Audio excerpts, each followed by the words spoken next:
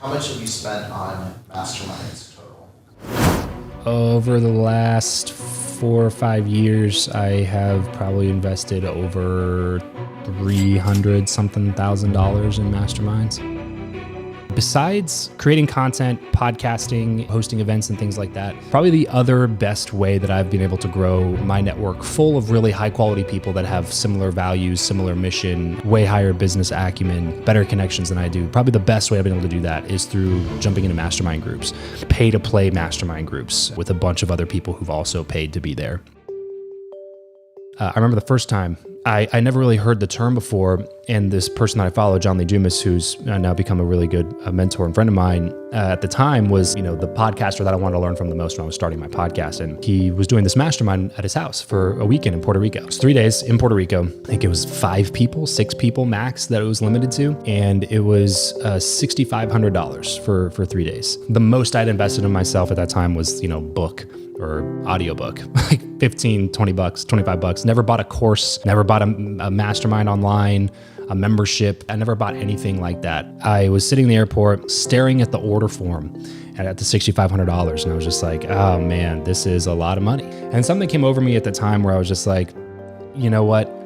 I know that I want to do this thing, and I know that I want to do it well. I know that I want to become a podcaster. I know that I want to be done knocking on doors. I know those things for sure.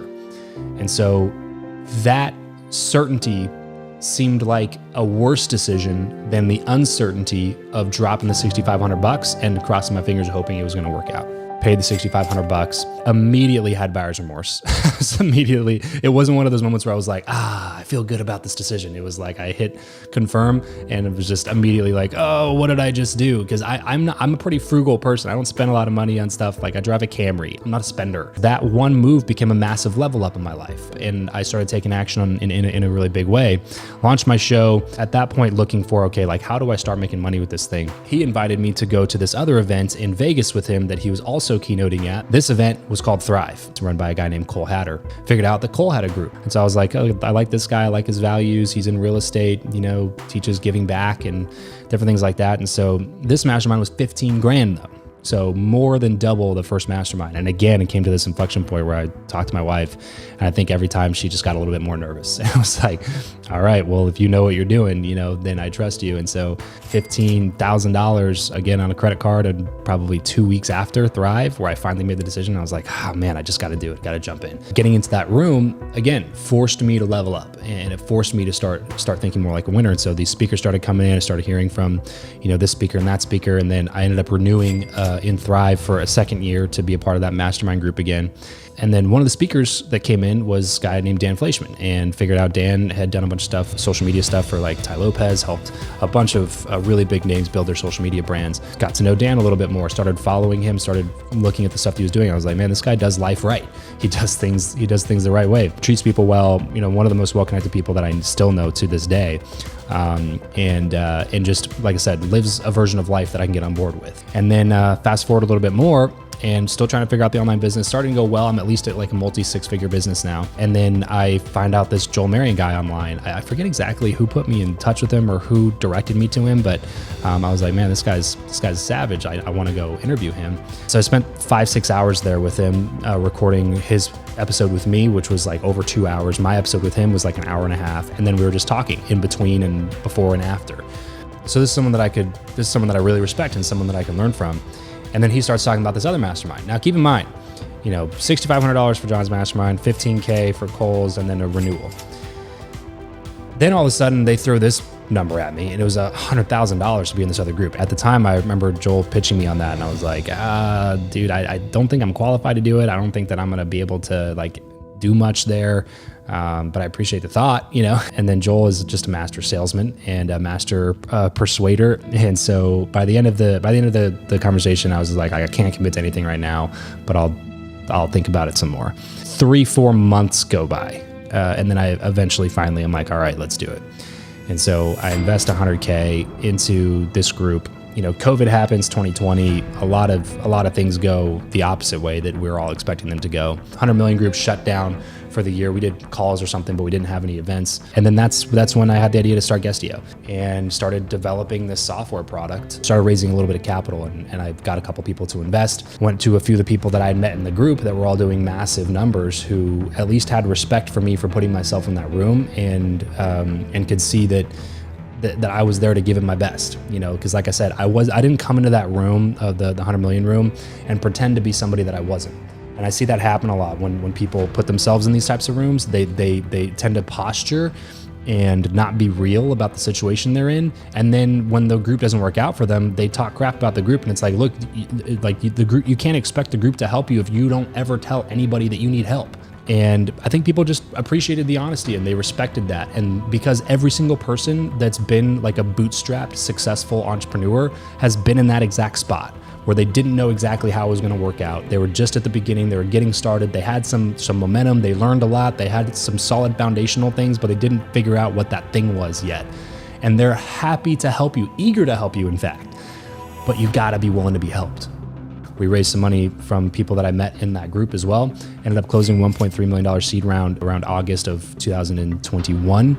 And then that's when we shut down everything else that we're doing, the coaching, the consulting, the production, all that stuff. We shut it down to focus in on the software once we closed that round. And that was 2021. 2022 rolls around. Beginning of the year, things started going really, really well. Now we're on a multi seven-figure run rate for the software and the agency that started off the back of the software. We're getting ready to raise another round. The people who I can just text now and ask for different advice, different information, people that are speaking on stages all over the world, the people that are getting paid tens of thousands of dollars for coaching, those are the people that I now just have in my Rolodex that I can just send a quick text to, send a quick video to, shoot an email over to, and get a response. These people are actually sending clients to me. They're referring their friends. Now I've been in these groups, been in these circles for multiple years, and people have seen me continuously show up, continuously grind, continuously put in the work. And that's what allows those people to trust that I'm going to take care of the people that they send to me. So now I get random group chats from founders of multiple groups that I've been in, from the instructors in the 100 Million Group, from the speakers that I have relationships with through the podcast, through the mastermind. Like, everything's really synergistic. None of that would be possible if I didn't take the risk to continuously put myself in rooms where I was the dumbest person. There was another opportunity recently to do a 3-day trip down in Cabo with Grant Cardone. Pretty pricey trip for only 3 days. There's a lot of people in the room doing 30 million plus.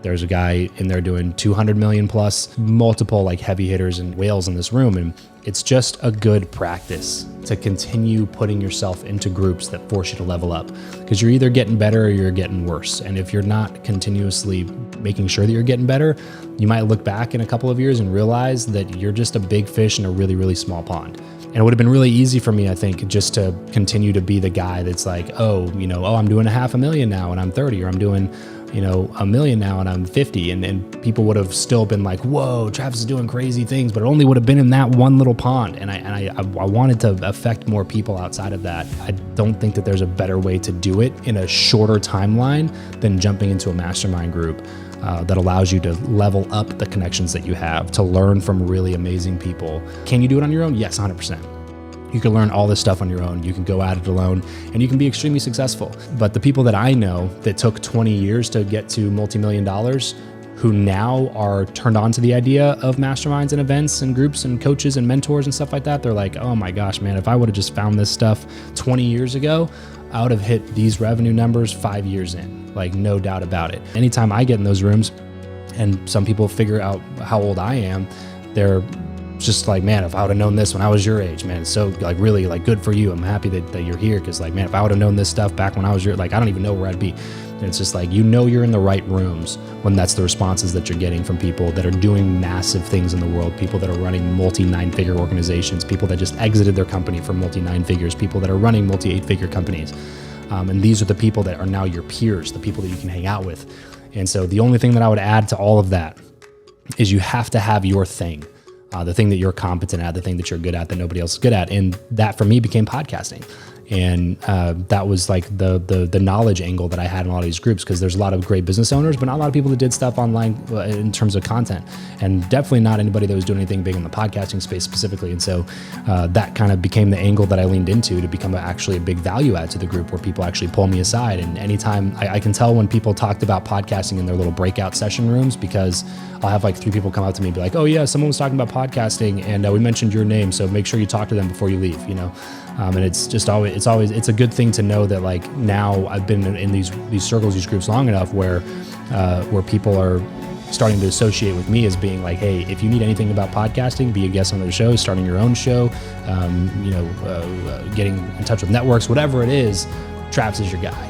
And so now anytime that stuff comes up, people get sent to me, and I get known as almost being a staple in these types of rooms and communities as like the guy that does this thing.